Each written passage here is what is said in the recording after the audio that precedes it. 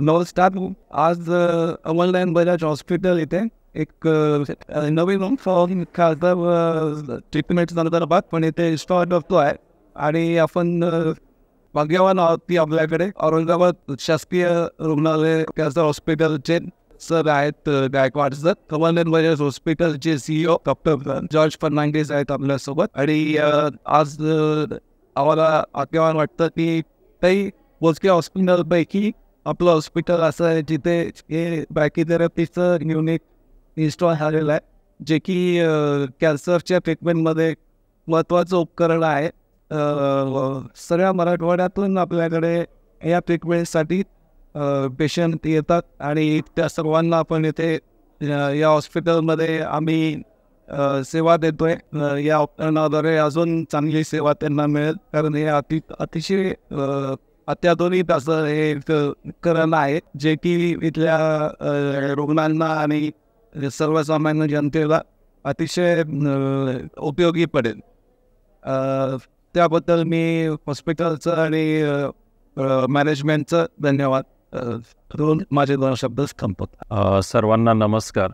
सर्वप्रथम तर कमलनारायण बजाज हॉस्पिटल येथे आज आदरणीय इथले CEO doctor George Fernandes sir, तसेच आमचे मित्र डॉक्टर अजय रोटेजी, डॉक्टर तुंगीकर सर आणि डॉक्टर प्रशांत आणि इतर सर्व मान्यवर डॉक्टर्स यांच्या उपस्थितीमध्ये आज ब्रेकीथेरपी या अद्ययावत उपकरणाचा, ज्याच्यामध्ये किरणोपचाराचा एक अतिशय महत्त्वाचा भाग आहे आणि सर्विक्स असेल किंवा जेवढे हॉलो ऑर्गन्स असतील त्यामध्ये जवळपास त्या ऑर्गनच्या जवळ जाऊन रेडिएशन डिस्चार्ज करून स्पेसिफिक ट्रीटमेंट देण्याची जी काही एक पद्धत आहे ती या उपकरणाद्वारे दिली जाते. आणि हे सोर्सेस जे आहेत हे सोर्सेस मागवून नंतर त्याद्वारे ती दिली जात असते. तर या उपकरणाचं, किरणोपचार संयंत्राचं औपचारिक विधिवत उद्घाटन झालं असं मी उद्घाटक म्हणून जाहीर करतो. आणि आपल्याला माहीतच असेल की कर्करुग्ण जे आहेत मराठवाड्यातले, किंबहुना मी आपल्याला सांगू इच्छितो की आपल्या संभाजीनगर येथील, छत्रपती संभाजीनगर येथील जे आपलं राज्य कर्करोग संस्था आहे, तर त्या संस्थेला महाराष्ट्रासाठी केंद्रबिंदू मानलेला आहे. म्हणजे NPCDS जो कार्यक्रम आहे, राष्ट्रीय कार्यक्रम, आता तो NCD झालेला आहे. तर त्यामध्ये जिथे जिथे स्टेट कॅन्सर इन्स्टिट्यूट असतात तर ते सेंटर म्हणून त्याची गणना होते आणि स्पोक म्हणून, म्हणजे बाकीचे जे इतर जे रिजनल कॅन्सर इन्स्टिट्यूट असतील आणि इतर जे इन्स्टिट्यूट्स असतील तर यांना स्ट्रेंथनिंग करण्याचं काम या स्टेट कॅन्सर इन्स्टिट्यूटनं करणं आवश्यक आहे, ही त्याचा क्रायटेरिया आहे.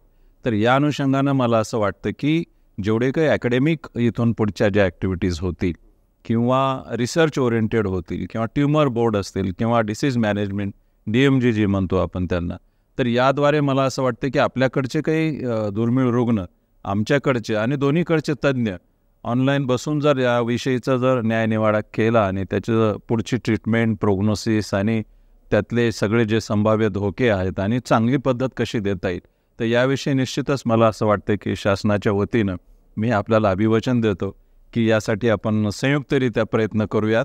आणि 60 to 70% कॅन्सर्स आर प्रिव्हेंटेबल.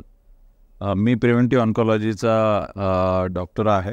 तर मला असं वाटतं की आपण दोघांनी मिळून जर या जिल्ह्यापुरतं जरी आपण पायलट स्टडी केली आणि खेडोपाडी जाऊन जर अर्ली डिटेक्शन झालं कॅन्सरचं, तर अर्ली ट्रीटमेंट आणि क्युअर चांगला होईल. तर या दृष्टीनं आपण एक संयुक्त एक मीटिंग घेऊ, त्या दृष्टीनं आपण त्याविषयी एक ब्ल्यूप्रिंट तयार करू.